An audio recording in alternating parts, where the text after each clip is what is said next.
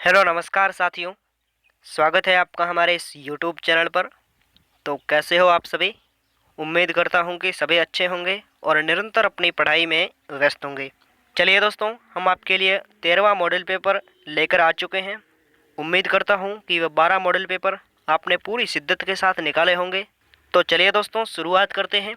परीक्षा पैटर्न पर आधारित है जो कि कुल आपका मॉडल पेपर होने वाला है। इसमें है जो कि आपकी कुल 80 नंबर के राजस्थान जी के और करंट अफेयर से संबंधित क्वेश्चंस रहने वाले हैं और 40 नंबर के है जो कि आपके पार्ट बी नगर पालिका अधिनियम से क्वेश्चंस रहने वाले हैं। तो चलिए दोस्तों, शुरुआत करते हैं और इससे पहले एक मोटिवेशन कोड जो आपको ऊर्जावान बनाएगा, आपके चेहरे पर मुस्कान को लेकर आएगा कि कमज़ोर तब रुकते हैं जब वो थक जाते हैं और विजेता तब रुकते हैं जब वो जीत जाते हैं। दोस्तों, कमज़ोर और विजेता में बस इतना ही फ़र्क होता है। कमज़ोर के सामने जब कोई भी समस्या आती है तब वो रुक जाता है और वो मान लेता है दोस्तों कि ये मेरे बस की बात नहीं है। और विजेता तब तक नहीं रुकता दोस्तों जब वह इस मंजिल को इसकी औकात ना दिखा दे। चाहे उनके सामने कई सारी समस्याएं भी आए, लेकिन वो उन समस्याओं का डटकर सामना करता है और निरंतर संघर्ष से अपनी मंजिल को पा लेते हैं। तो चलिए दोस्तों, शुरुआत करते हैं। फटाफट से जुड़ जाइए। पहला प्रश्न ये रहा आपके सामने। फटाफट से जुड़ जाइए दोस्तों। जयपुर नगर की स्थापना की जानकारी किस ग्रंथ से मिलती है? याद है आपको दोस्तों? जल्दी से बताइए। जयपुर नगर की स्थापना की जानकारी किस ग्रंथ से मिलती है? जल्दी से बताइए। याद करो दोस्तों, बुद्धि विलास से। बिल्कुल बिल्कुल सही है। ऑप्शन नंबर बी छापना क्या? ऑप्शन नंबर 20 का एकदम सही आंसर हो जाएगा। चलिए आगे बढ़ते हैं। वहीं आपका अगला प्रश्न ये रहा। अगला है दोस्तों आपका कि 1526 का ताम्रपत्र कौन सा है जिससे दोस्तों ये जानकारी मिलती है कि उन दिनों युद्ध शुरू होने से पहले तथा बाद में अनुदान दिए जाने की परंपरा थी। बड़ा महत्वपूर्ण सवाल है दोस्तों, जल्दी से बताइए। 1526 का ताम्रपत्र कौन सा है जिससे यह जानकारी मिलती है कि उन दिनों युद्ध शुरू होने से पहले तथा बाद में अनुदान दिए जाने की परंपरा थी? तो कौन सा ताम्रपत्र है दोस्तों? जल्दी से बताइए। संग्राम सिंह का ताम्रपत्र। बिल्कुल ऑप्शन नंबर सी छापना इसका एकदम सही आंसर हो जाएगा। चलिए आगे बढ़ते हैं। तो वहीं आपका अगला प्रश्न है। अगला है दोस्तों आपका कि श्री सरस्वती पुस्तकालय कहाँ पर स्थित है? जहाँ पर है जो कि दोस्तों अलभ्य एवं दृढ़ साहित्य का अप्रतिम खजाना स्थित है। याद करो दोस्तों, श्री सरस्वती पुस्तकालय कहाँ पर स्थित है जहाँ पर अलभ्य एवं दृढ़ साहित्य का अप्रतिम खजाना है? कहाँ पर है दोस्तों? जल्दी से बताइए। फतेहपुर सीकर। बिल्कुल बिल्कुल सही है। ऑप्शन नंबर डी छापना क्या? ऑप्शन नंबर डी इसका एकदम करेक्ट आंसर हो जाएगा। चलिए आगे बढ़ते हैं। अगला है आपका, इसे थोड़ा झूम कर लेते हैं। अगला प्रश्न ये रहा आपके सामने कि किस अभिलेख में सांभर तथा अजमेर के चौहान वंश को वत्स गोत्रीय ब्राह्मण बताया गया है? जल्दी से बताइए दोस्तों।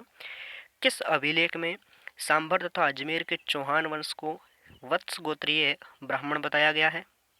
याद करो दोस्तों, किस अभिलेख में?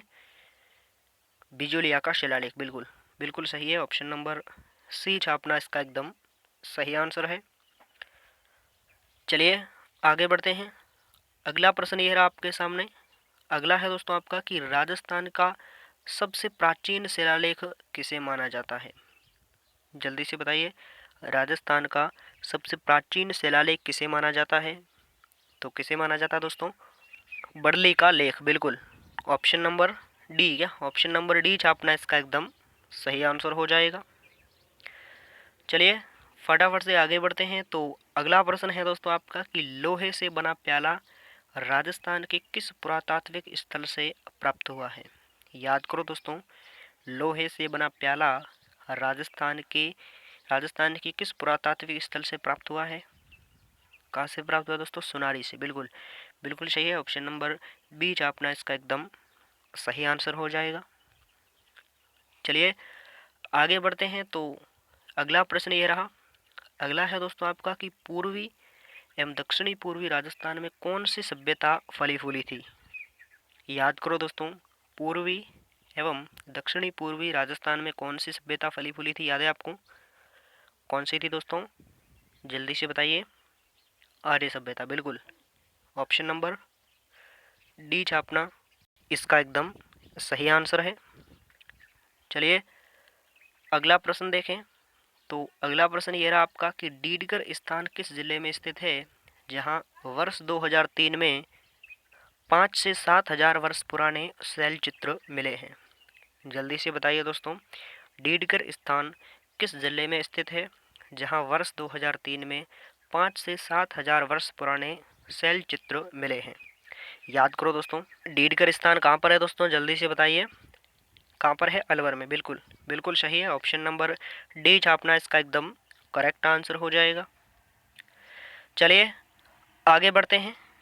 अगला प्रश्न है आपका कि बागोर के अतिरिक्त भारतीय पशुपालन के प्राचीनतम साक्ष्य कहाँ से मिले हैं। बड़ा महत्वपूर्ण सवाल है दोस्तों, जल्दी से बताइए कि बागोर के अतिरिक्त भारतीय पशुपालन के प्राचीनतम साक्ष्य कहाँ से मिले हैं।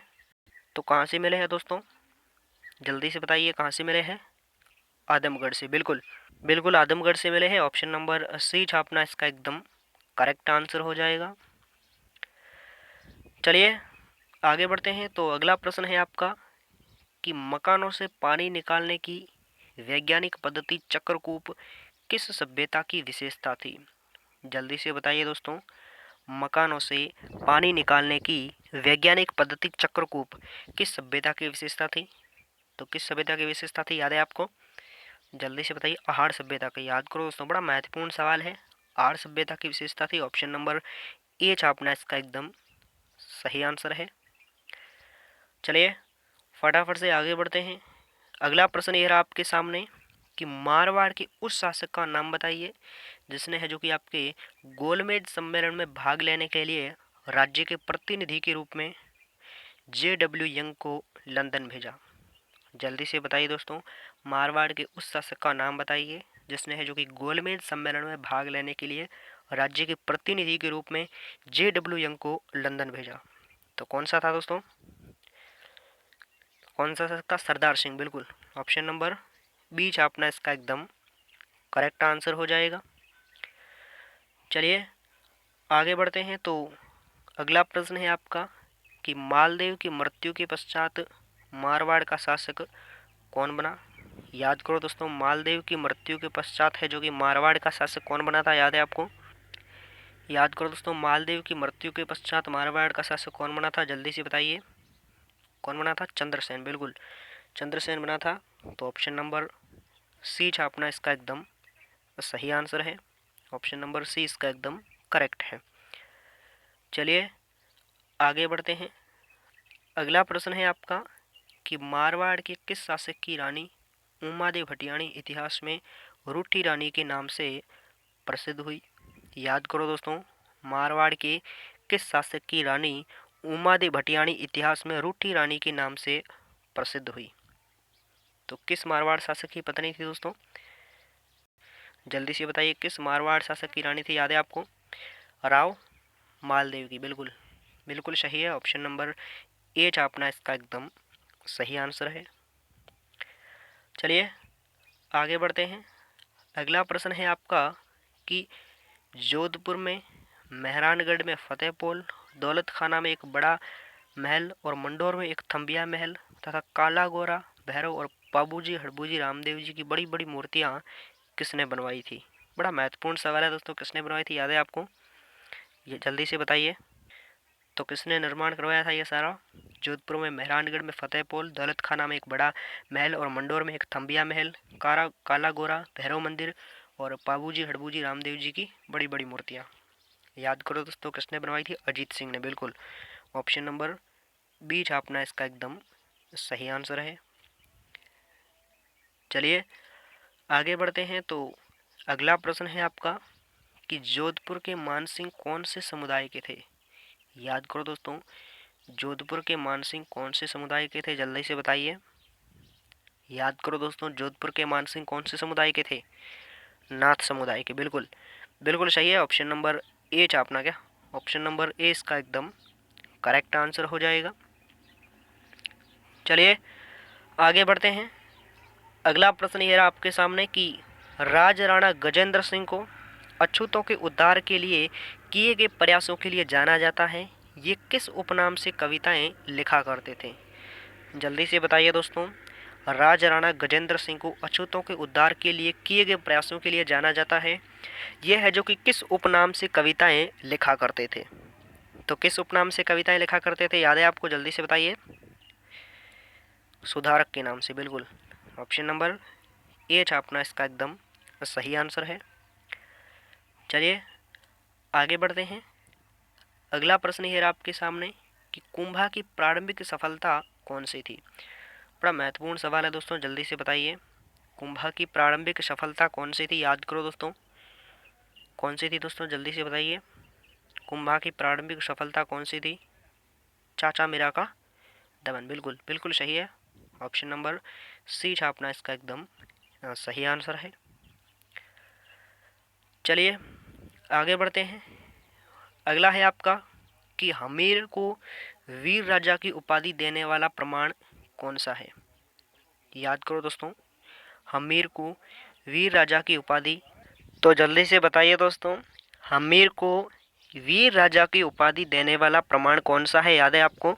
कौन सा प्रमाण है दोस्तों, जल्दी से बताइए। कौन सा है? रसिक बिरिया, बिल्कुल बिल्कुल सही है। ऑप्शन नंबर सी छापना इसका एकदम करेक्ट आंसर हो जाएगा। चलिए आगे बढ़ते हैं। तो अगला प्रश्न ये है आपके सामने कि मेवाड़ में सेना के पुनर्गठन का कार्य किसके नेतृत्व में किया गया? याद करो दोस्तों, मेवाड़ में सेना के पुनर्गठन का कार्य किसके नेतृत्व में किया गया? याद है आपको? जल्दी से बताइए दोस्तों, किसके नेतृत्व में किया गया था? झाला हरिदास, बिल्कुल बिल्कुल सही है। ऑप्शन नंबर डी छापना क्या? ऑप्शन नंबर डी इसका एकदम करेक्ट आंसर हो जाएगा। झाला से संबंधित एक याद करो दोस्तों, आपके झाला मन्ना था, एक दोस्तों झाला अज्जा था, और एक दोस्तों आपका झाला हरिदास। मेवाड़ में सेना के पुनर्गठन का कार्य दोस्तों किसके नेतृत्व में हुआ था? झाला हरिदास के नेतृत्व में। ऑप्शन नंबर बी छापना। ऑप्शन नंबर 20 का एकदम सही आंसर है। चलिए आगे बढ़ते हैं। तो अगला प्रश्न है आपके सामने। अगला प्रश्न है दोस्तों आपका कि रतन सिंह का उल्लेख कौन से शिलालेख में मिलता है? याद करो दोस्तों, रतन सिंह का उल्लेख कौन से शिलालेख में मिलता है? याद करो दोस्तों, रतन सिंह का उल्लेख कौन से शिलालेख में मिलता है? याद है आपको? जल्दी से बताइए दोस्तों, रतन सिंह का उल्लेख कौन से शिलालेख में मिलता है? दरीबा शिलालेख में, बिल्कुल। ऑप्शन नंबर ए छापिएगा, इसका एकदम सही आंसर हो जाएगा। चलिए आगे बढ़ते हैं। वहीं आपका अगला प्रश्न है कि अकबर के 9 रत्नों में से एक था, किसने है जो कि दोस्तों उसने है जो कि बंगाल, उड़ीसा, बिहार और अफगानों के विद्रोह को दबाने में अहम भूमिका निभाई थी? याद करो दोस्तों, अकबर के 9 रत्नों में से एक था जिसने है जो कि अकबर के 9 रत्नों में से एक किसने है जो कि बंगाल, उड़ीसा एवं बिहार के अफगानों के विद्रोह को दबाने में अहम भूमिका निभाई थी? याद करो दोस्तों, कौन था? जल्दी से बताइए, अकबर के 9 रत्नों में से एक कौन था दोस्तों? मान सिंह, बिल्कुल बिल्कुल सही है, राजा मान सिंह था। ऑप्शन नंबर ए छाप ऑप्शन नंबर सी छापिएगा, इसका एकदम करेक्ट आंसर है। चलिए आगे बढ़ते हैं। तो अगला प्रश्न ये रहा आपके सामने कि अलवर में मूसी रानी की छतरी का निर्माण किसने करवाया था? याद करो दोस्तों, बड़ा महत्वपूर्ण सवाल है। अलवर में मूसी रानी की छतरी का निर्माण किसने करवाया था? जल्दी से बताइए। तो किसने करवाया था, जल्दी से बताइए दोस्तों? राजा विनय सिंह ने, बिल्कुल। अलवर में मूसी रानी की छतरी का निर्माण विनय सिंह ने करवाया था, बिल्कुल। ऑप्शन नंबर बी छापिएगा, इसका एकदम सही आंसर है। चलिए फटाफट से आगे बढ़ते हैं। तो अगला प्रश्न ये रहा आपके सामने। अगला प्रश्न है दोस्तों कि किस राजा के दरबार में विभिन्न विषयों की बाईसी की भरमार थी? याद करो दोस्तों, किस राजा के दरबार में विभिन्न विषयों की बाईसी की भरमार थी? याद है आपको? किस राजा के दरबार में थी, जल्दी से बताइए। किस राजा? महाराजा प्रताप सिंह के दरबार में, बिल्कुल बिल्कुल सही है। ऑप्शन नंबर बी छापिएगा, इसका एकदम सही आंसर है। हाँ दोस्तों, यह वही प्रताप सिंह है जिन्होंने है जो कि हवा महल का निर्माण करवाया था 1799 में, वही प्रताप सिंह है। चलिए फटाफट से आगे बढ़ते हैं। तो अगला प्रश्न है दोस्तों आपका कि राज्य में बाहर कोटड़ी व्यवस्था कौन से राज्य में? दोस्तों थोड़ा मिसप्रिंट हो गया है, मेवाड़ राज्य में कर लेना आप यहाँ पर। मेवाड़ राज्य में बाहर कोटड़ी व्यवस्था की शुरुआत, मेवाड़ नहीं दोस्तों, आमेर, क्या आमेर राज्य में है जो कि बाहर कोटड़ी व्यवस्था की शुरुआत किसने की थी? जल्दी से बताइए दोस्तों। आमेर में बाहर कोठड़ी व्यवस्था की शुरुआत किसने की थी, याद है आपको? किसने की थी, जल्दी से बताइए। पृथ्वीराज ने, बिल्कुल। ऑप्शन नंबर डी छापिएगा, इसका एकदम सही आंसर है। चलिए आगे बढ़ते हैं। तो अगला प्रश्न ये रहा आपके सामने। अगला है दोस्तों कि अलवर के किस नरेश को महात्मा गांधी के हत्यारों को पनाह देने के कारण नज़रबंद कर दिया गया? जल्दी से बताइए दोस्तों। अलवर के किस नरेश को महात्मा गांधी के हत्यारों को पनाह देने के कारण नज़रबंद कर दिया गया? तो किस नरेश को किया गया दोस्तों, याद है आपको? जल्दी से बताइए। तेज सिंह को, बिल्कुल। बिल्कुल सही है, ऑप्शन नंबर ए छापिएगा, इसका एकदम सही आंसर है। चलिए फटाफट से आगे बढ़ते हैं।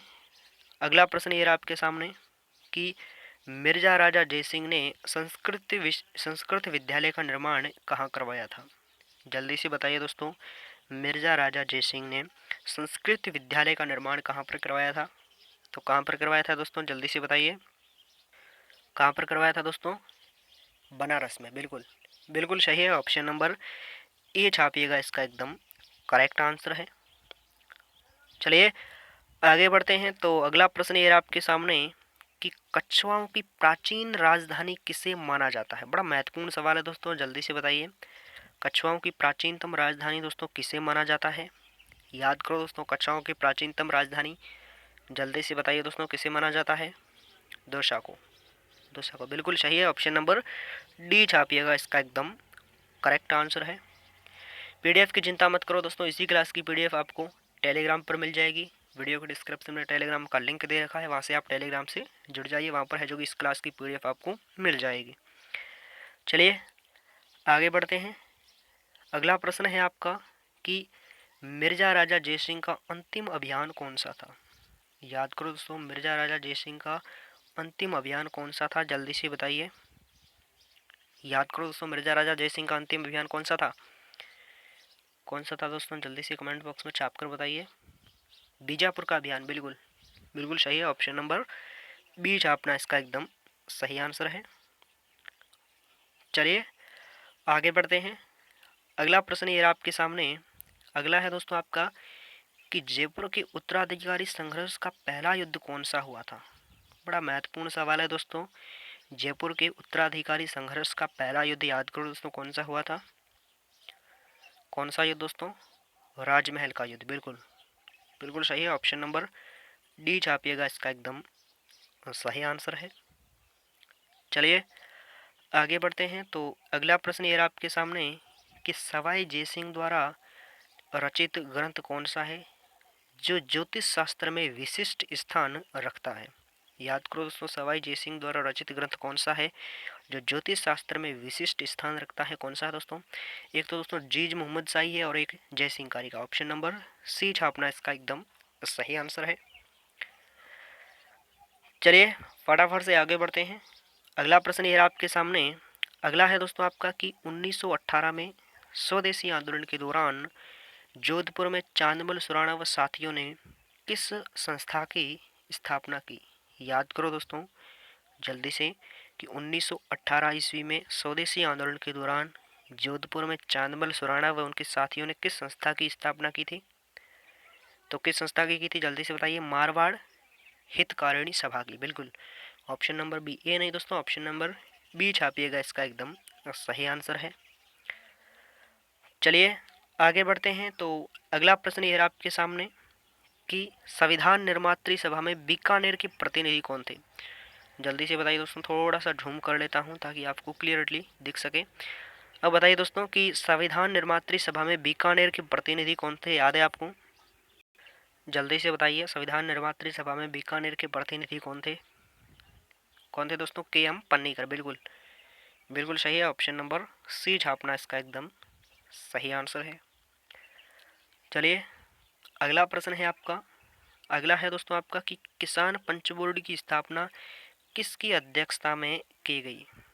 एक तो दोस्तों आपको याद है ऊपर माला पंच बोर्ड था और एक है दोस्तों किसान पंच बोर्ड। और इसका ऑप्शन आपको कमेंट बॉक्स में गोरी की तरह छाप कर बताना। हर मॉडल पेपर में दोस्तों आपके लिए एक या दो क्वेश्चन छोड़ता हूं ताकि ये पता चले कि आपकी तैयारी कैसी है। तो इसका ऑप्शन आपको कमेंट बॉक्स में गोली की तरह छाप कर बताना है। चलिए, बाद में मैं जो कि इसका आंसर सही आंसर पिन कर दूंगा और आप कमेंट बॉक्स में ज़रूर बताना। बाद में क्लास ख़त्म होने के बाद भी बता सकते हो और अभी भी बता सकते हो। चलिए आगे बढ़ते हैं। तो अगला प्रश्न ये आपके सामने कि 1934 में जोधपुर प्रजामंडल यानी मारवाड़ प्रजामंडल की स्थापना किसकी अध्यक्षता में की गई? याद करो दोस्तों, मारवाड़ प्रजामंडल कर लेना दोस्तों, प्रभा नहीं दोस्तों, थोड़ा मिसप्रिंट हो गया है। 1934 में जोधपुर प्रजामंडल की स्थापना किसकी अध्यक्षता में की गई? याद करो दोस्तों, जय नारायण व्यास नहीं है, भंवरलाल सराफ है। ऑप्शन नंबर बी छापना इसका एकदम सही आंसर है। किसान आंदोलन नहीं है दोस्तों, प्रजामंडल है। क्वेश्चंस को थोड़ा सा ध्यान से पढ़ो। चलिए आगे बढ़ते हैं और अगला प्रश्न है आपका, अगला है दोस्तों आपका कि 1941 में गठित मारवाड़ किसान सभा का प्रथम अध्यक्ष किसे नियुक्त किया गया था? याद करो दोस्तों, 1941 ईस्वी में गठित मारवाड़ किसान सभा का प्रथम अध्यक्ष किसे नियुक्त किया गया? याद करो दोस्तों, किसे नियुक्त किया गया था? मंगल सिंह कच्छावा को। बिल्कुल बिल्कुल सही है। ऑप्शन नंबर डी छापिएगा, इसका एकदम करेक्ट आंसर हो जाएगा। चलिए आगे बढ़ते हैं। तो अगला प्रश्न ये रहा आपका कि शेखावटी किसान आंदोलन से संबंधित समाचार पत्र कौन सा था? याद करो दोस्तों, शेखावटी किसान आंदोलन से संबंधित समाचार पत्र कौन सा था? याद है आपको? जल्दी से बताइए दोस्तों, कौन सा था? राजस्थान संदेश। बिल्कुल, ऑप्शन नंबर बी छापना इसका एकदम सही आंसर है। चलिए आगे बढ़ते हैं। तो अगला प्रश्न ये आपके सामने कि मारवाड़ सरकार द्वारा प्रशासनिक सुधार आयोग का गठन किसकी अध्यक्षता में किया गया?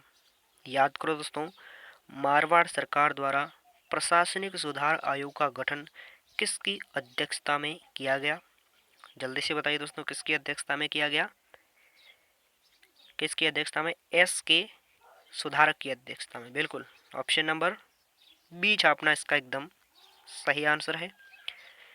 चलिए आगे बढ़ते हैं। तो अगला प्रश्न ये आपके सामने कि 1938 में किसकी प्रेरणा से दोस्तों है जो कि जयपुर प्रजामंडल का पुनर्गठन किया गया था?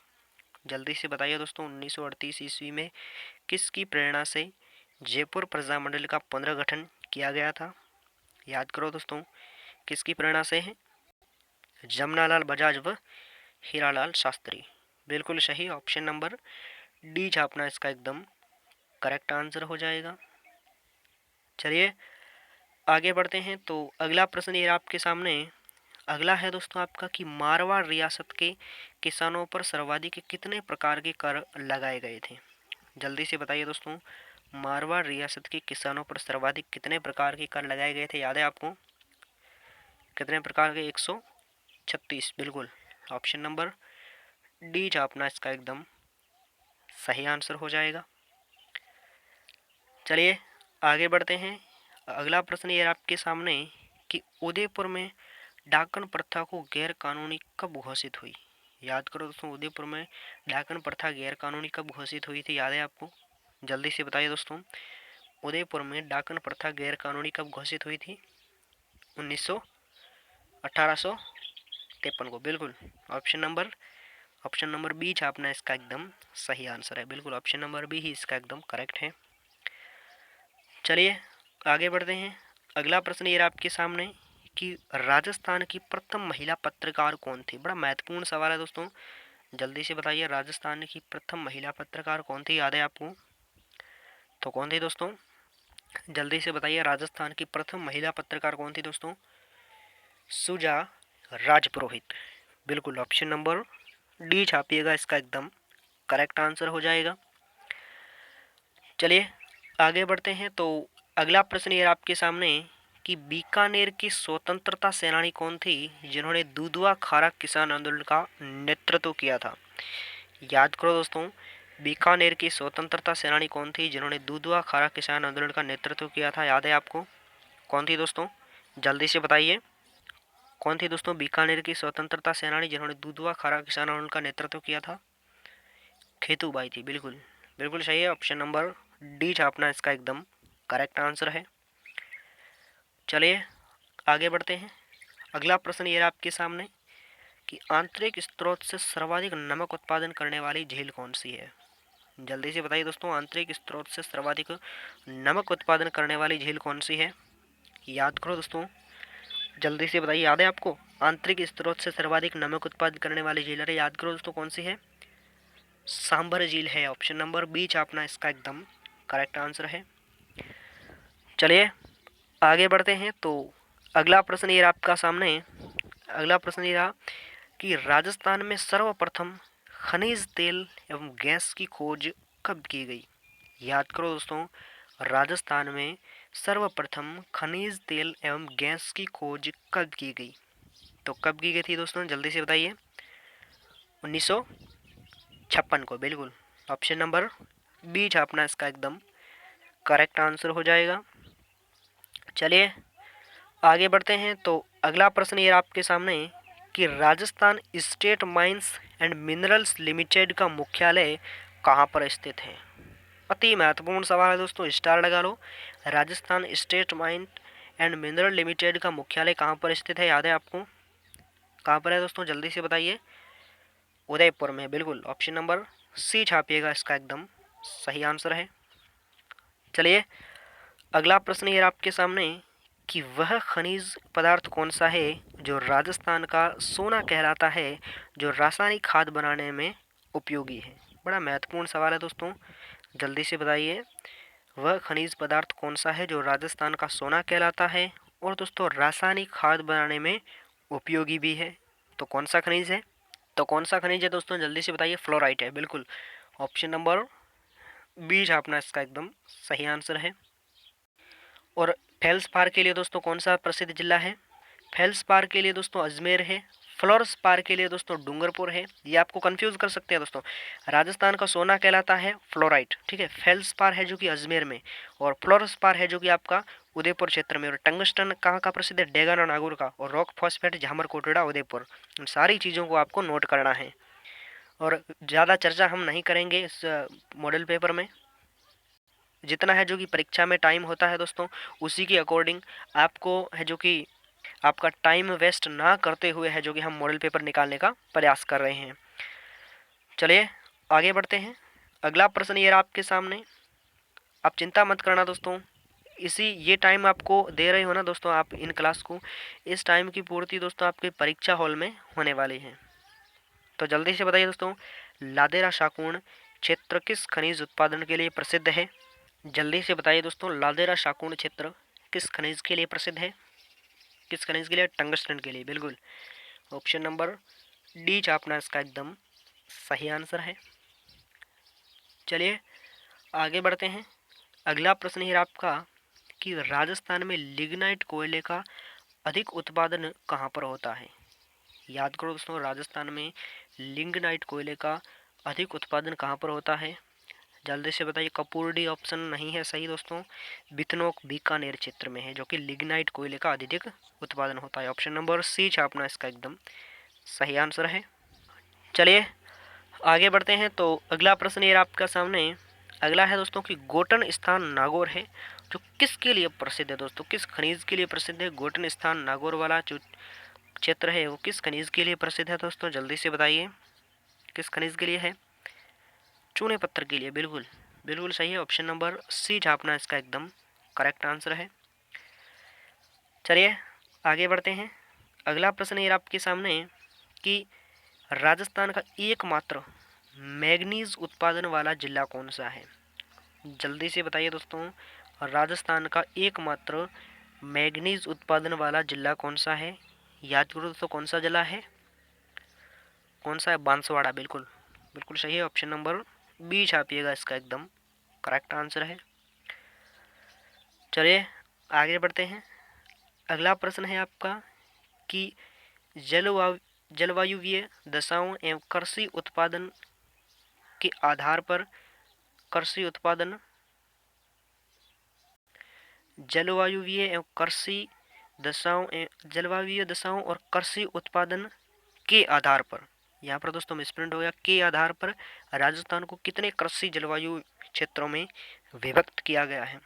याद करो दोस्तों, कितने कृषि जलवायु विभक्त किया गया है? 10 कृषि जलवायु। बिल्कुल, ऑप्शन नंबर सी छापना इसका एकदम सही आंसर है। चलिए फटाफट से आगे बढ़ते हैं। अगला प्रश्न ये आपके सामने कि भारतीय कृषि अनुसंधान परिषद द्वारा अखिल भारतीय समन्वित सोयाबीन सुधार परियोजना का केंद्र कहाँ पर स्थापित है। याद करो दोस्तों, भारतीय कृषि अनुसंधान परिषद द्वारा अखिल भारतीय समन्वित सोयाबीन सुधार परियोजना का केंद्र कहाँ पर स्थापित है? याद है दोस्तों आपको? झालावाड़ नहीं दोस्तों, कोटा में है। ऑप्शन नंबर डी छापना इसका एकदम सही आंसर है। चलिए आगे बढ़ते हैं। अगला प्रश्न ये आपका सामने अगला है दोस्तों आपका, तिलक मणि आभूषण निम्न में से किसका प्राय है? बड़ा महत्वपूर्ण सवाल है दोस्तों। तिलक मणि आभूषण निम्न में से किसका प्राय है? याद है आपको? जल्दी से बताइए दोस्तों। तिलक मणि आभूषण किसका? शिरोभूषण है। बिल्कुल बिल्कुल सही है, ऑप्शन नंबर ए इसका एकदम करेक्ट आंसर है। चलिए आगे बढ़ते हैं। तो अगला प्रश्न ये आपके सामने कि मेहमद आभूषण कहाँ पर पहना जाता है? याद करो दोस्तों, मेहमद आभूषण कहाँ पहना जाता है? जल्दी से बताइए दोस्तों। मेहमद आभूषण कहाँ पहना जाता है? सिर पर। बिल्कुल, ऑप्शन नंबर ए छापना इसका एकदम करेक्ट आंसर है। चलिए अगला प्रश्न ये आपके सामने कि कला प्रेमी महाराजा ईश्वर सिंह किस शैली से संबंधित है? जल्दी से बताइए दोस्तों, कला प्रेमी महाराजा ईश्वरी सिंह किस शैली से संबंधित है? याद है आपको? याद करो दोस्तों, कला प्रेमी महाराजा ईश्वरी सिंह किस शैली से संबंधित है? किस शैली से है? जयपुर शैली से। बिल्कुल, ऑप्शन नंबर सी छापिएगा इसका एकदम सही आंसर है। चलिए अगला प्रश्न ये आपके सामने अगला है दोस्तों आपका कि गीदड़ किस क्षेत्र का लोक नृत्य है? जल्दी से बताइए दोस्तों, गीदड़ किस क्षेत्र का लोक नृत्य है? याद है आपको? जल्दी से बताइए दोस्तों, गीदड़ किस क्षेत्र का लोक नृत्य है? शेखावटी का है। बिल्कुल, ऑप्शन नंबर डी छापिएगा इसका एकदम करेक्ट आंसर है। चलिए अगला प्रश्न है आपका कि निम्नलिखित में से कौन सी मारवाड़ी की उपबोली नहीं है? अब बताइए जल्दी से, निम्न में से कौन सी मारवाड़ी की उपबोली नहीं है? जितने भी दोस्तों आपके राजस्थान जीके से संबंधित टॉपिक है वो सारे टॉपिक है जो कि हमने उठाए हैं। और परीक्षा से पहले दोस्तों आपके कुल 30 मॉडल पेपर होंगे और इन मॉडल पेपरों को दोस्तों आपने पूरी शिद्दत के साथ दोस्तों 100% निकाल लिया तो वादा रहा दोस्तों आपसे, इनसे बाहर है जो कि आपको क्वेश्चंस देखने को नहीं मिलेंगे। तो जल्दी से बताइए दोस्तों, निम्नलिखित में से कौन सी मारवाड़ी की उपबोली नहीं है? जोधपुरी है दोस्तों, थली भी है और नागर चोली नहीं लगता है और बीकानेरी भी है। तो नागौर चोली है जो कि नागर चोल मारवाड़ी की उपबोली नहीं है। ऑप्शन नंबर सी छापना इसका एकदम सही आंसर है। चलिए अगला प्रश्न है आपका कि कजली तीज जिसे सातोड़ी तीज भी कहते हैं वह है जो कि किस माह में मनाई जाती है? जल्दी से बताइए दोस्तों, कजली तीज जिसे हम सातोड़ी तीज भी कहते हैं वह किस माह में मनाई जाती है? याद करो दोस्तों, किस माह में मनाई जाती है? भाद्रपद या फिर भादो भी हम कह सकते हैं। ऑप्शन नंबर ए छापिएगा इसका एकदम सही आंसर है। चलिए आगे बढ़ते हैं। तो अगला प्रश्न ये आपके सामने अगला है दोस्तों आपका कि अंबिका दत्त व्यास द्वारा रचित राजस्थान का पहला हिंदी उपन्यास अबलाओं का इंसाफ कब प्रकाशित हुआ? याद करो दोस्तों, राजस्थान साहित्य से संबंधित बड़ा महत्वपूर्ण क्वेश्चन आया है दोस्तों, जल्दी से बताइए। अंबिका दत्त व्यास द्वारा रचित राजस्थान का पहला हिंदी उपन्यास अबलाओं का इंसाफ दोस्तों कब प्रकाशित हुआ? याद करो दोस्तों, कब प्रकाशित हुआ था? 1927 को। बिल्कुल, ऑप्शन नंबर ए छापिएगा इसका एकदम सही आंसर है। चलिए अगला प्रश्न है आपका कि जीर्ण माता कौन से राजपूत वंश की आराध्य देवी है? याद करो दोस्तों, जीर्ण माता कौन से राजपूत वंश की आराध्य देवी है? जल्दी से बताइए। याद करो दोस्तों, तो जीर्ण माता है जो कि चौहान वंश की। ऑप्शन नंबर ए इसका एकदम करेक्ट है। चलिए आगे बढ़ते हैं। अगला प्रश्न ये आपके सामने कि बयाना दुर्ग को अन्य किस नाम से भी जाना जाता है? याद करो दोस्तों, बयाना दुर्ग कहाँ पर है, जल्दी से बताइए। पहले तो दोस्तों कमेंट बॉक्स में बताइए बयाना दुर्ग है कहाँ पर, कहाँ पर है दोस्तों। बिल्कुल। अब बताइए कि बयाना दुर्ग को अन्य किस नाम से जाना जाता है, किस नाम से जाना जाता है। विजयगढ़ मंदिर, बिल्कुल सही है। ऑप्शन नंबर सी छापिएगा, इसका एकदम करेक्ट आंसर हो जाएगा। चलिए आगे बढ़ते हैं। तो अगला प्रश्न ये आपके सामने कि तोहन दुर्ग कहाँ पर स्थित है। याद करो दोस्तों, तोहन दुर्ग कहाँ पर स्थित है, याद है आपको, जल्दी से बताइए। तोहन दुर्ग कहाँ पर है दोस्तों, कांकरोली में है, बिल्कुल। ऑप्शन नंबर ए इसका एकदम करेक्ट आंसर है। चलिए आगे बढ़ते हैं। अगला प्रश्न है आपका कि राज्य के राज्यपाल की विधायी शक्तियों के संदर्भ में निम्न में से कौन सा कथन सही है। याद करो दोस्तों, राज्य के राज्यपाल की जो विधायी शक्तियां हैं उनमें से कौन सा कथन सही है दोस्तों। वह राज्य के लेखों से संबंधित राज्य वित्त आयोग, राज्य लोक सेवा आयोग और दोस्तों नियंत्रक एवं महालेखा की परीक्षक रिपोर्ट को राज्य विधानसभा में प्रस्तुत करता है, या दोस्तों वह राज्य की विधानसभा के कुल सदस्यों के छठे भाग को नामित कर सकता है, या फिर है जो कि वह विधानमंडल का सत्र न चल रहा है तो औपचारिक रूप से अध्यादेश की घोषणा कर सकता है, या उपरोक्त सभी कथन गलत है। तो कौन सा कथन सही है दोस्तों, कौन सा है। ऑप्शन नंबर बी, बिल्कुल ऑप्शन नंबर बी इसका एकदम करेक्ट आंसर है। वह है जो कि राज्य विधान परिषद की कुल सदस्यों के छठे भाग को नामित कर सकता है, बिल्कुल ऑप्शन नंबर बी अपना इसका एकदम करेक्ट आंसर है। चलिए अगला प्रश्न ये आपका सामने कि राज्य विधान परिषद कितने सदस्य विधानसभा द्वारा चुने जाते हैं। राज्य विधान परिषद के द्वारा कितने सदस्य विधानसभा यानी विधानसभा द्वारा चुने जाते हैं। राज्य की जो विधान परिषद है, विधान परिषद के कितने सदस्य विधानसभा द्वारा चुने जाते हैं, जल्दी से बताइए दोस्तों। कितने सदस्य, एक तिहाई सदस्य, बिल्कुल ऑप्शन नंबर सी छापिएगा, इसका एकदम सही आंसर हो जाएगा। थोड़ा सा हम बैक चले दोस्तों, ये क्वेश्चन आपको कंफ्यूज कर सकता है। ये रहा दोस्तों आपके सामने कि राज्य वह राज्य विधान परिषद की कुल सदस्यों के छठे भाग को नामित कर सकता है, यानी 1/6 कौन, राज्यपाल, ठीक है। और अगला है दोस्तों आपका कि राज्य की जो है जो कि आपकी विधान परिषद में कितने सदस्य विधानसभा द्वारा चुने जाते हैं, तो 1/3 सदस्य यहाँ पर है, जो कि आपको कंफ्यूज नहीं होना, ठीक है। चलिए वैसे भी है जो कि आपके कंफ्यूज वाले जितने भी क्वेश्चन हैं दोस्तों, वो है जो कि मैं परीक्षा से पहले एक क्लास लूँगा। पहले तो आपके मॉडल पेपर होंगे दोस्तों कुल 30, और परीक्षा से केवल एक दिन पहले है जो कि जितने भी आपको कंफ्यूज करने वाले क्वेश्चन हैं उनको उनकी है जो कि क्लास लेकर आएंगे। चलिए आगे बढ़ते हैं, क्योंकि दोस्तों हम तैयारी तो करके जाते हैं दोस्तों, लेकिन कंफ्यूज वाले क्वेश्चन ही हमें दोस्तों वहाँ पर उलझा देते हैं। चलिए आगे बढ़ते हैं। अगला प्रश्न ये आपके सामने कि एक वर्ष में कितनी बार राज्य का मुख्यमंत्री बन सकता है। यह कोई क्वेश्चन नहीं है दोस्तों, यह क्वेश्चन है जो कि सारा मिसप्रिंट कर दिया है टेक्निकल टीम ने। यहाँ पर क्वेश्चन है दोस्तों कि एक व्यक्ति अधिकतम कितनी बार मुख्यमंत्री बन सकता है, इस प्रकार का क्वेश्चन था। क्वेश्चन दोस्तों इस तरीके से था कि एक व्यक्ति अधिकतम कितनी बार मुख्यमंत्री बन सकता है, कितनी बार बन सकता है, कोई सीमा नहीं है, बिल्कुल ऑप्शन नंबर डी छापना इसका एकदम सही आंसर है। चलिए आगे बढ़ते हैं। अगला प्रश्न ये आपके सामने कि भारत में उच्च न्यायालय के प्रधान न्यायाधीश पर आसीन सर्वप्रथम महिला न्यायाधीश कौन थी। याद करो दोस्तों, भारत में उच्च न्यायालय के प्रधान न्यायाधीश के पद पर आसीन सर्वप्रथम महिला न्यायाधीश बतानी है, कौन थी दोस्तों। लीला सेठ, बिल्कुल ऑप्शन नंबर सी छापिएगा, इसका एकदम सही आंसर है। बड़ा महत्वपूर्ण सवाल है दोस्तों, नोट करके लिख लेना चाहे, क्वेश्चन में दोस्तों परीक्षा में आने वाला क्वेश्चन है ना। चलिए आगे बढ़ते हैं। अगला प्रश्न ये आपके सामने कि निम्नलिखित में से किस निकाय यानी संस्थान का चुनाव राज्य राज्य निर्वाचन आयोग द्वारा संपन्न किया जाता है। याद करो दोस्तों, निम्नलिखित में से किस निकाय का चुनाव राज्य निर्वाचन आयोग द्वारा संपन्न किया जाता है। बड़ा महत्वपूर्ण सवाल है दोस्तों, किस आयोग का दोस्तों, पंचायती राज व्यवस्था का, बिल्कुल ऑप्शन नंबर डी छापिएगा, इसका एकदम करेक्ट आंसर है। चलिए आगे बढ़ते हैं।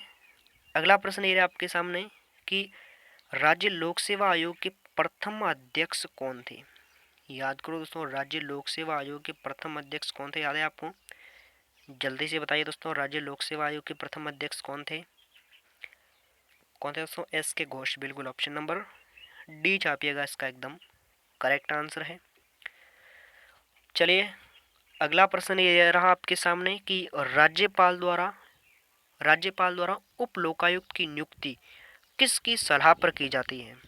याद करो दोस्तों, राज्यपाल द्वारा उप लोकायुक्त की नियुक्ति किसकी सलाह पर की जाती है? याद है आपको?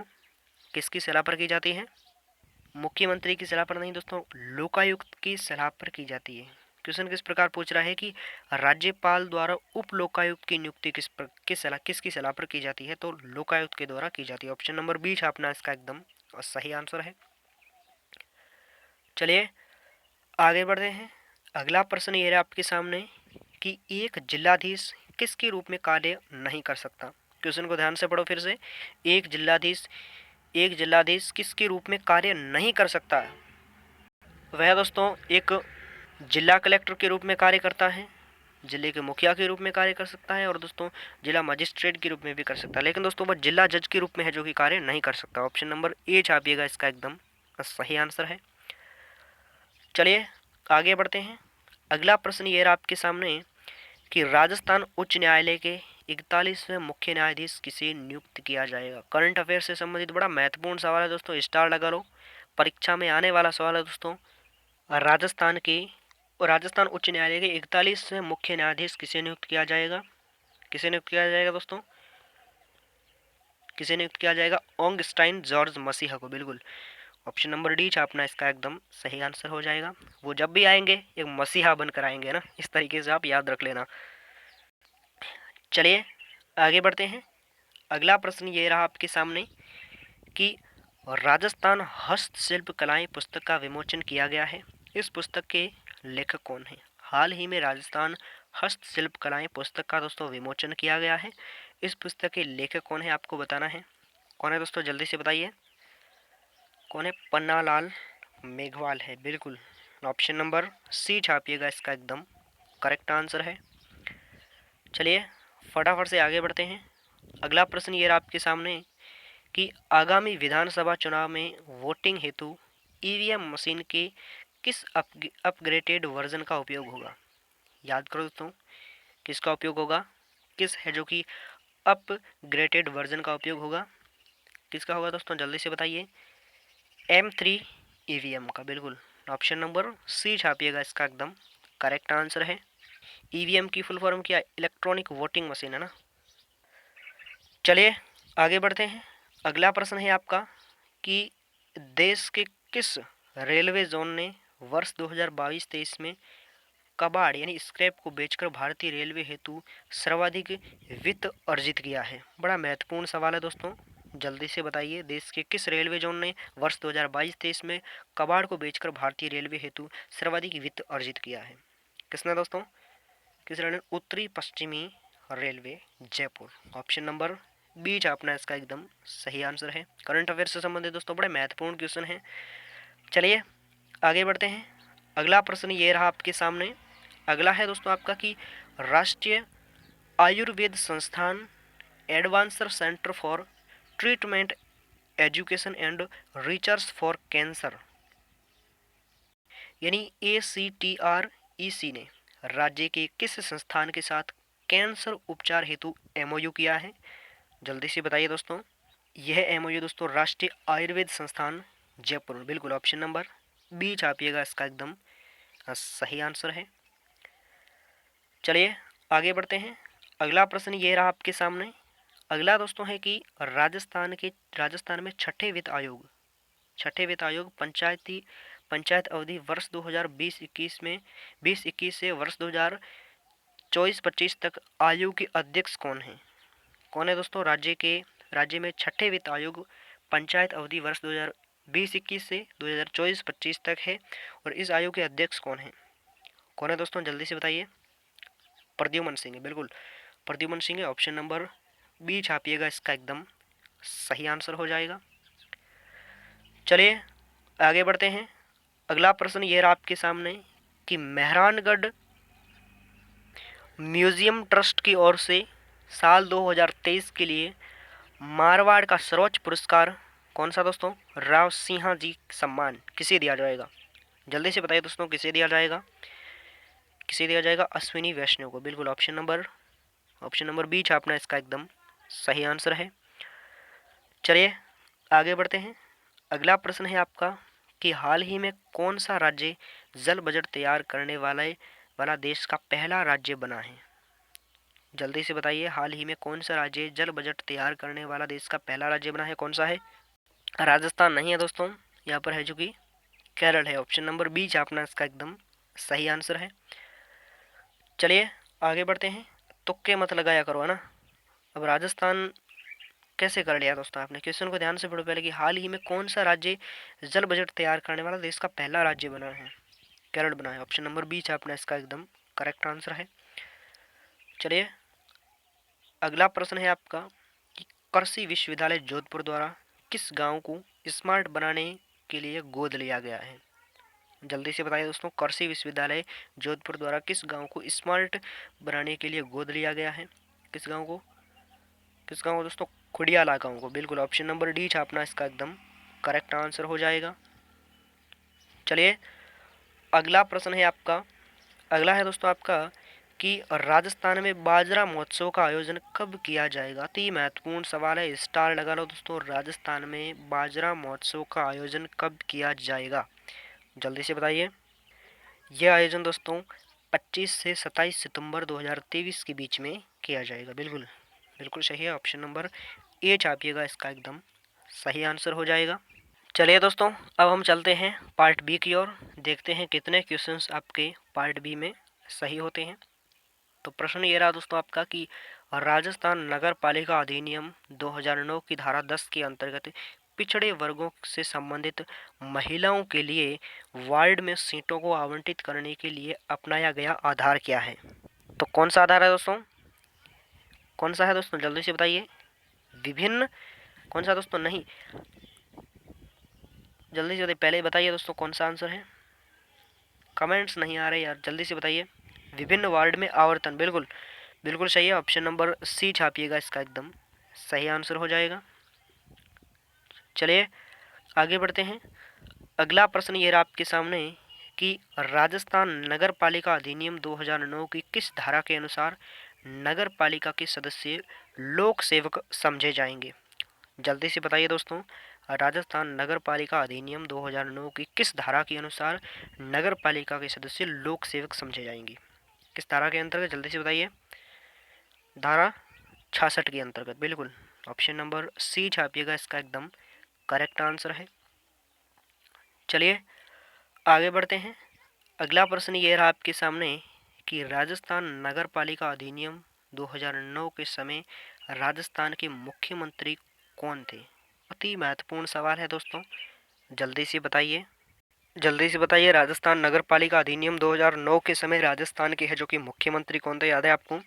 कौन थे दोस्तों? अशोक गहलोत थे। बिल्कुल ऑप्शन नंबर बी छापिएगा, इसका एकदम सही आंसर है। चलिए अगला प्रश्न है आपका कि राजस्थान में नगर पालिका की वित्त समिति में अध्यक्ष सहित अधिकतम कितने सदस्य हो सकते हैं? तो याद करो दोस्तों, राजस्थान नगर पालिका की वित्त समिति में अध्यक्ष सहित अधिकतम कितने सदस्य हो सकते हैं? कितने हो सकते हैं दोस्तों? 10 सदस्य। बिल्कुल बिल्कुल सही है। ऑप्शन नंबर सी छापिएगा, इसका एकदम करेक्ट आंसर है। चलिए आगे बढ़ते हैं। अगला प्रश्न है आपका कि छावनी बोर्डों के बारे में सही कथन कौन सा है दोस्तों? जल्दी से बताइए, छावनी बोर्डों के बारे में सही कथन कौन सा है? छावनी बोर्डों का गठन सैन्य क्षेत्र में कानूनी निकाय के रूप में किया गया है, या दोस्तों छावनी बोर्डों के प्रशासन का निर्वाचन सैन्य क्षेत्र के निवास कर रही आबादी द्वारा किया गया है, या फिर है जो कि छावनी बोर्ड मुख्यतः मिलिट्री अफसरों द्वारा संचालित होता है? तो कौन सा ऑप्शन करेक्ट है? जल्दी से बताइए। ऑप्शन नंबर बी इसका एकदम सही आंसर है। छावनी बोर्डों का गठन सैन्य क्षेत्र के कानूनी विषयों के निकाय के रूप में किया गया है। ऑप्शन नंबर बी इसका एकदम सही है। चलिए आगे बढ़ते हैं। अगला प्रश्न ये रहा आपके सामने कि राजस्थान नगर पालिका अधिनियम की धारा 23 के अंतर्गत किए गए अपराधों का संज्ञान न्यायालय कब ले सकता है? जल्दी से बताइए दोस्तों, जल्दी से बताइए। राजस्थान नगर पालिका अधिनियम की धारा 23 के अंतर्गत किए गए अपराधों का संज्ञान न्यायालय कब ले सकता है? कब ले सकता है दोस्तों? कौन सा ऑप्शन करेक्ट है? ऑप्शन नंबर सी छापना। क्या राज्य निर्वाचन आयोग की विशेष आधार पर कर सकता हो, न्यायालय है जो कि संज्ञान ले सकता है। ऑप्शन नंबर सी छापना इसका एकदम सही आंसर है। चलिए अगला प्रश्न ये रहा आपके सामने कि अध्यक्ष एवं उपाध्यक्ष के निर्वाचन की विधि मान्यता संबंधी याचिका किसके समक्ष प्रस्तुत की जाती है? किसके समक्ष की जाती है दोस्तों, जल्दी से बताइए। जिला न्यायाधीश के समक्ष, बिल्कुल ऑप्शन नंबर सी छापिएगा, इसका एकदम सही आंसर है। चलिए अगला प्रश्न है आपका, अगला प्रश्न है दोस्तों आपका कि धारा 89 ए के तहत नगरीय गरीबों को आधारभूत सेवा निधि नाम से अलग खाता किस बैंक में खोला जाएगा? बड़ा महत्वपूर्ण सवाल है दोस्तों, किस नाम से खोला जाएगा जल्दी से बताइए। राष्ट्रीय कृषिकृत बैंक में, बिल्कुल ऑप्शन नंबर बी छापना इसका एकदम सही आंसर है। चलिए अगला प्रश्न ये रहा आपके सामने कि नगर पालिका अधिनियम 2009 की धारा 28 के अनुसार निर्वाचन अपराध का निर्धारण किस अधिनियम में वर्णित धाराओं के अनुसार होगा? जल्दी से बताइए दोस्तों। राजस्थान नगर पालिका अधिनियम 2009 की धारा 28 के अनुसार निर्वाचन अपराध का निर्धारण किस अधिनियम में वर्णित धाराओं के अनुसार होगा दोस्तों? जन प्रतिनिधि अधिनियम 1951, बिल्कुल ऑप्शन नंबर ए छापना इसका एकदम सही आंसर है। चलिए आगे बढ़ते हैं। अगला है दोस्तों आपका, अगला प्रश्न है आपका कि राजस्थान नगर पालिका अधिनियम की धारा 1 में सम्मिलित नहीं है। क्वेश्चन को ध्यान से पढ़ना है, नहीं पूछ रहा है क्या शामिल नहीं है दोस्तों, जल्दी से बताइए।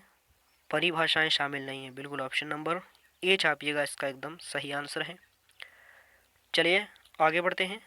अगला प्रश्न है आपका कि राजस्थान नगर पालिका अधिनियम में वार्ड समिति के कार्य कौन कौन से हैं? याद करो दोस्तों, वार्ड समिति के कार्य कौन से याद है आपको? राजस्थान नगर पालिका अधिनियम में वार्ड समिति के कार्य कौन से नहीं है दोस्तों, कौन से है, कौन से कार्य दोस्तों? ठोस अपशिष्ट प्रबंधन में सहायता, स्वच्छता कार्य में के पर्यवेक्षण में सहायता और सांस्कृतिक गतिविधियों का प्रोत्साहन। ऑप्शन नंबर डी छापना इसका एकदम सही आंसर है। चलिए आगे बढ़ते हैं। अगला प्रश्न ये रहा आपके सामने कि एक या अधिक स्वास्थ्य एवं स्वच्छता समिति में प्रत्येक नगर पालिका में 50 वार्डों तक के लिए कितनी समितियां निर्धारित हैं? याद करो दोस्तों, कितनी समितियां निर्धारित है? तो याद करो दोस्तों, एक समिति निर्धारित है। ऑप्शन नंबर ए छापना इसका एकदम सही आंसर हो जाएगा। चलिए अगला प्रश्न है आपका, अगला प्रश्न है दोस्तों आपका कि राजस्थान में 21 अप्रैल 2022 तक नगर पालिका की संख्या कितनी है? याद करो दोस्तों, राजस्थान में 21 अप्रैल 2022 तक नगर पालिका की संख्या कितनी थी दोस्तों, याद है आपको? कुल संख्या दोस्तों 194 थी, बिल्कुल ऑप्शन नंबर बी छापना इसका एकदम सही आंसर है। चलिए आगे बढ़ते हैं। अगला प्रश्न है आपका, अगला है दोस्तों कि राजस्थान नगर पालिका अधिनियम बजट प्रांकलन की दिनांक का निर्धारण कौन करता है? बड़ा महत्वपूर्ण सवाल है दोस्तों, स्टार लगा लो। राजस्थान नगर पालिका अधिनियम बजट प्रांकलन की दिनांक का निर्धारण कौन करता है? कौन करता है दोस्तों? कार्यपालिक समितियां करती है, बिल्कुल। अध्यक्ष नहीं होता दोस्तों, अध्यक्ष नहीं करता, कार्यपालक समिति करती है, बिल्कुल ऑप्शन नंबर सी छापना इसका एकदम सही आंसर है। चलिए अगला प्रश्न ये रहा आपके सामने कि धारा 116 के अधीन सूचना किस प्रारूप में होगी? याद करो दोस्तों, सूचना किस प्रारूप में होगी, याद है आपको? द्वितीय अनुसूची में और तृतीय अनुसूची में। तो ऑप्शन कौन सा सही? ऑप्शन डी इसका एकदम करेक्ट आंसर है। चलिए आगे बढ़ते हैं। अगला प्रश्न ये रहा आपके सामने कि कौन सा कथन सत्य है? अब दोस्तों जल्दी से बताइए कौन सा कथन सत्य है?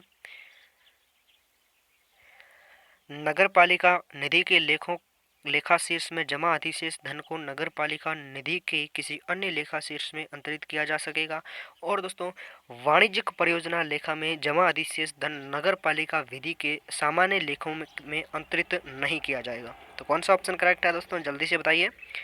ऑप्शन नंबर सी इसका एकदम सही है, यानी दोनों ही सही है। ऑप्शन नंबर एक भी सही है और दो भी सही है ना।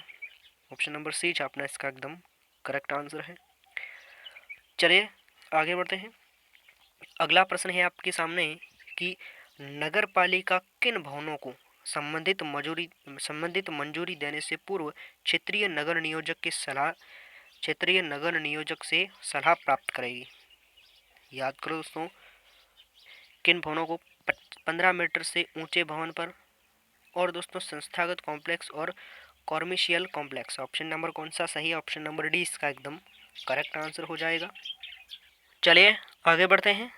अगला प्रश्न है दोस्तों आपका कि राजस्थान नगर पालिका अधिनियम अनुसार नगर पालिका को वास्तविक क्षति की रकम और प्रशासनिक प्रचार के रूप में देय दंड कितना होगा? याद करो दोस्तों, ये देय दंड कितना होगा, जल्दी से बताइए कितना होगा? 10%, बिल्कुल। ऑप्शन नंबर ए अपना इसका एकदम सही आंसर है। चलिए आगे बढ़ते हैं। तो अगला प्रश्न है आपका, अगला है दोस्तों आपका कि नगर निगम की स्थापना को सुमेलित करना है। जल्दी से बताइए दोस्तों। जयपुर नगर निगम धरोहर हेरिटेज 18 अक्टूबर 2019 को, बिल्कुल। और स्नातक नगर निगम 28 मार्च 2013 और भरतपुर नगर निगम 23 जून 2014। तो कौन सा ऑप्शन करेक्ट है? ऑप्शन नंबर डी, बिल्कुल। ऑप्शन नंबर डी छापना इसका एकदम सही आंसर है।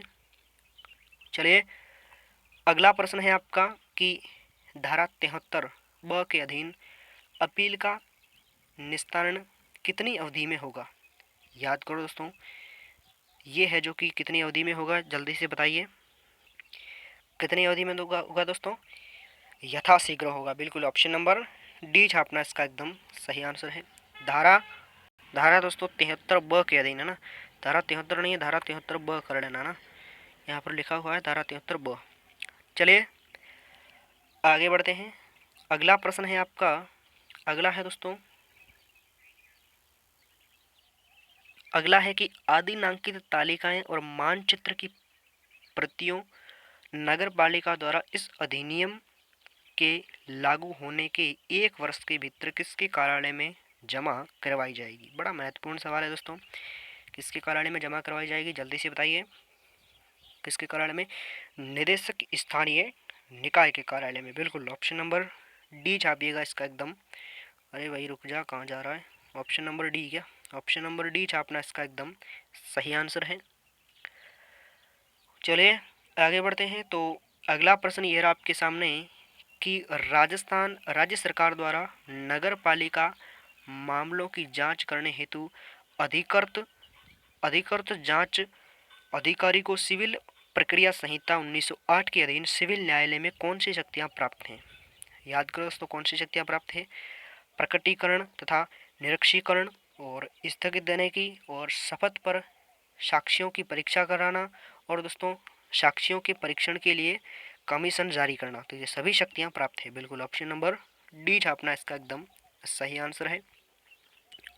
चलिए आगे बढ़ते हैं। तो अगला प्रश्न ये रहा आपके सामने कि 10 लाख से अधिक की निविदा हेतु नोटिस का प्रचार ढंग होगा। क्या होगा दोस्तों प्रचार ढंग? जल्दी से बताइए, जल्दी से बताइए कौन सा ऑप्शन है, कौन सा ऑप्शन करें? एक दैनिक समाचार पत्र व एक अभिलेख भारतीय समाचार पत्र, बिल्कुल। ऑप्शन नंबर डी छापना इसका एकदम सही आंसर है। चलिए अगला प्रश्न है दोस्तों आपका, अगला है कि राजस्थान नगर पालिका कानून 1959 की धारा 298 व धारा 297 द्वारा प्रदत्त शक्तियों का प्रयोग करने हेतु राज्य सरकार द्वारा 1974 में कुल कितने नियम बनाए गए हैं? बड़ा महत्वपूर्ण सवाल है दोस्तों, कुल कितने नियम शामिल है, याद है आपको? जल्दी से बताइए दोस्तों। कुल है जो कि 17 नियम शामिल है, बिल्कुल। ऑप्शन नंबर सी छापिएगा, इसका एकदम करेक्ट आंसर हो जाएगा। चलिए आगे बढ़ते हैं। तो अगला प्रश्न है आपका कि निविदा संबंधी नोटिस के प्रारूप व शर्त हेतु सामान्य नियम कौन से लागू होंगे? जल्दी से बताइए दोस्तों, कौन से होंगे नियम, कौन से होंगे दोस्तों? सामान्य वित्तीय व लेखा नियम, बिल्कुल बिल्कुल सही है। ऑप्शन नंबर बी छापना इसका एकदम सही आंसर हो जाएगा। चलिए आगे बढ़ते हैं। तो अगला प्रश्न यह रहा आपके सामने कि धारा 223 के अंतर्गत किस ट्रेड्समैन की चर्चा की गई है? याद करो दोस्तों, किसकी चर्चा की गई है? याद है आपको? प्लम्बर की। बिल्कुल, ऑप्शन नंबर डी छापिएगा, इसका एकदम करेक्ट आंसर हो जाएगा। चलिए, अगला प्रश्न ये रहा आपके सामने। अगला है दोस्तों आपका कि अध्यक्ष व उपाध्यक्ष के कर्तव्य निम्नलिखित में से कौन सा है? याद करो दोस्तों, कौन से कर्तव्य हैं? जल्दी से बताइए दोस्तों, कौन से हैं? याद करो दोस्तों, नगर पालिका की बैठक, नियमित बैठक कराना भी है, बिल्कुल। और नगर पालिका की वित्तीय और कार्यपालक प्रशासन पर निगरानी करना, बिल्कुल। और ऐसे कार्यपालक कर्तव्यों का पालन करना जो विहित किए जाए, बिल्कुल। तो कौन सा ऑप्शन करेक्ट है? ऑप्शन नंबर डी छापना इसका एकदम सही आंसर है। चलिए, आगे बढ़ते हैं। तो अगला प्रश्न है आपका कि स्वच्छ भारत मिशन की शुरुआत गांधी जी की किस जन्म शताब्दी पर की गई है? बड़ा महत्वपूर्ण सवाल है दोस्तों, जल्दी से बताइए। स्वच्छ भारत मिशन की शुरुआत गांधी जी की किस जन्म शताब्दी पर की गई है? याद है आपको? किस जन्म शताब्दी पर दोस्तों? 145वीं जन्म शताब्दी पर, बिल्कुल। ऑप्शन नंबर बी छापना इसका एकदम सही आंसर हो जाएगा। चलिए, आगे बढ़ते हैं। तो अगला प्रश्न है आपका, अगला यह रहा आपका कि MRAF से क्या तात्पर्य है? इसका ऑप्शन आपको कमेंट बॉक्स में गोली की तरह छाप कर बताना है। एक क्वेश्चन छोड़ता हूँ आपके लिए मॉडल पेपर में दोस्तों, पार्ट ए के लिए, और एक है जो कि पार्ट बी के लिए। तो इसका ऑप्शन आपको कमेंट बॉक्स में गोली की तरह छाप कर बताना है। चलिए, आगे बढ़ते हैं। अगला प्रश्न ये रहा आपके सामने कि निम्नलिखित में से भारत में शहरी स्थानीय निकायों के राजस्व के स्रोत कौन से हैं? याद करो दोस्तों, कौन से स्रोत हैं? जल्दी से बताइए, कौन से दोस्तों? कर वाले स्रोत है ना, बिल्कुल। ऑप्शन नंबर ए छापना बिल्कुल सही है, ऑप्शन नंबर ए छापना इसका एकदम सही आंसर है। चलिए, आगे बढ़ते हैं। अगला प्रश्न ये रहा आपके सामने कि नगरीय निकायों के कार्यों का उल्लेख हुआ है कौन सी अनुसूची में? बड़ा महत्वपूर्ण सवाल है दोस्तों, जल्दी से बताइए। नगरीय निकायों के कार्यों का उल्लेख कौन सी अनुसूची में हुआ है? याद है आपको? तो कौन सी अनुसूची में हुआ है? 12वीं अनुसूची, बिल्कुल। ऑप्शन नंबर डी छापना इसका एकदम सही आंसर है। चलिए, आगे बढ़ते हैं। अगला प्रश्न है आपका कि SC/ST के लिए स्थानों का आरक्षण भारत के संविधान के किस अनुच्छेद में विनिर्दिष्ट कालावधि की समाप्ति पर प्रभावहीन हो जाएगा? याद करो दोस्तों, कौन सा अनुच्छेद? अनुच्छेद 334, बिल्कुल। ऑप्शन नंबर डी छापना इसका एकदम करेक्ट आंसर है। चलिए, आगे बढ़ते हैं। तो अगला प्रश्न ये रहा आपके सामने, मिलान करना है दोस्तों कि सदस्यों के लिए साधारण निहिरताएं दोस्तों धारा 21A में है, और दोस्तों सदस्य होने के लिए अर्हता योग्यता धारा 24 में है, और या फिर दोस्तों निर्वाचक नामावली में रजिस्ट्रेशन तैयार करने के लिए निहिरताएं दोस्तों धारा 21, और कतिपय स्थानों पर निर्वाचन के लिए विशेष धाराएं, विशेष अर्हता दोस्तों धारा 14। तो कौन सा ऑप्शन करेक्ट है? जल्दी से बताइए, कौन सा ऑप्शन करेक्ट है? बताइए बताइए, जल्दी से बताइए, मैं आपके आंसर का वेट कर रहा हूँ। जल्दी से बताइए कौन सा ऑप्शन सही है। कौन सा ऑप्शन? ऑप्शन सी, बिल्कुल। ऑप्शन नंबर सी छापिएगा, इसका एकदम करेक्ट आंसर है। चलिए, आगे बढ़ते हैं। अगला प्रश्न ये रहा आपके सामने कि कौन है जो कि वार्ड की निर्वाचक नामावली में रजिस्ट्रीकृत होने का हकदार होगा? कौन होगा दोस्तों? जल्दी से बताइए, कौन है जो कि वार्ड की निर्वाचक नामावली में रजिस्ट्रीकृत होने का हकदार होगा? कौन होगा दोस्तों? जल्दी से बताइए। जिसने 18 वर्ष की आयु पूर्ण कर ली हो, और नगर पालिका की किसी वार्ड का निवासी हो, और नगर पालिका की धारा 2009 की धारा 14 के प्रावधानों के अधीन, बिल्कुल। कौन सा ऑप्शन? ऑप्शन नंबर डी छापना इसका एकदम सही आंसर हो जाएगा। चलिए, अगला प्रश्न है आपका कि निम्न में से कौन सा विकल्प क्लास योजना के संबंध में सही है? अति महत्वपूर्ण सवाल है दोस्तों, जल्दी से बताइए, कौन सा विकल्प क्लास योजना के संबंध में सही है? MIG को आवास सब्सिडी प्रदान के लिए WUS घटक के लिए क्रेडिट लिंक्ड सब्सिडी योजना का दायरा बढ़ाया गया था, और दोस्तों MIG 1 MIG 2 के लिए बी क्लास को 1/1/2017 से चालू किया गया है। दोस्तों प्रारंभ में 1 वर्ष के लिए स्वीकृत योजना सी को 2017 में 31/3/2021 तक बढ़ाया गया है। तो कौन सा ऑप्शन करेक्ट है, जल्दी से बताइए। तो कौन सा ऑप्शन सही है दोस्तों? ऑप्शन नंबर डी छापना इसका एकदम सही आंसर है, बिल्कुल। चलिए आगे बढ़ते हैं। अगला प्रश्न ये रहा आपके सामने कि गलत कथन है कौन सा, जल्दी से बताइए कौन सा कथन गलत है।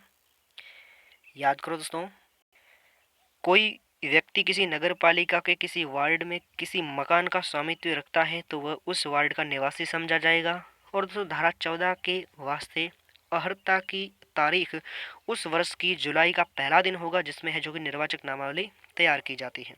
तो कौन सा ऑप्शन करेक्ट है, जल्दी से बताइए। ऑप्शन नंबर सी छापना इसका एकदम सही आंसर है। ठीक है, ऑप्शन नंबर सी इसका एकदम करेक्ट है।